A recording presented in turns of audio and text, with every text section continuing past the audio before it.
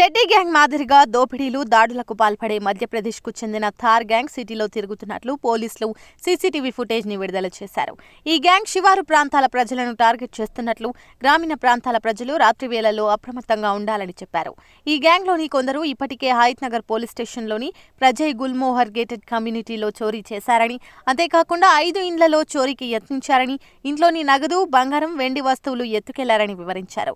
అయితే CCTV footage ఆధారంగా చోరీకి పాల్పడింది మధ్యప్రదేశ్కు చెందిన భయానక దొంగల ముఠా అని గుర్తించినట్లు వెల్లడించారు.